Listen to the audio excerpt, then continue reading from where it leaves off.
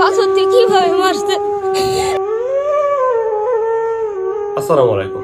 2 দিন আগে ঘটে যাওয়া মর্মান্তিক হত্যাকাণ্ড, ব্যবসায়ীকে মিডফোর্ড হসপিটালের সামনে পাথর নিক্ষেপ করে চাঁদার জন্য হত্যা করা হয়েছে। বাংলাদেশের ইতিহাসে এই প্রথম চাঁদার জন্য একজন মানুষকে রাস্তায় ফেলে পাথর নিক্ষেপ করে হত্যা করা হয়েছে।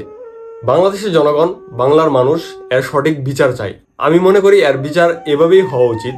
তাকে যেভাবে পাথর নিক্ষেপ করে হত্যা করা হয়েছে, এই হত্যাকাণ্ডের পিছনে যারা জড়িত তাদেরকে সেম জায়গায় এনে সেমভাবে পাথর নিক্ষেপ করে হত্যা করা হোক।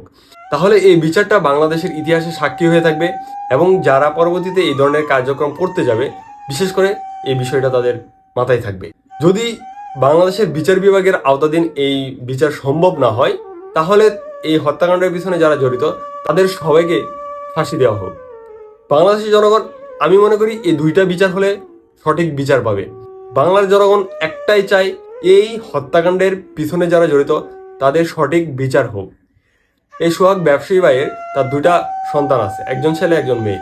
তাদের সন্তানের আর্তনাদ দেখেন। আমার বাবাটাকে কিভাবে নিষ্ঠুর ভাবে আঘাত করছে, পাথর দিয়ে কিভাবে মারছে, কিভাবে রাস্তায় ফেলে মারছে। কত হৃদয় বিদারক। মুখের ভাষা হারিয়ে ফেলছি যে কি বলবো আসলে। আপনারা ভিডিওটি শেয়ার করে দিবেন।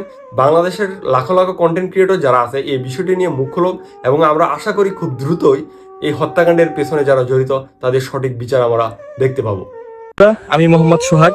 আমার এই ভিডিওটা হয়তো স্মৃতি হয়ে থাকবে, একদিন হয়তো আমি থাকবো না করে, কিন্তু অনেকদিন বেঁচে থাকার খুব ইচ্ছা আমার।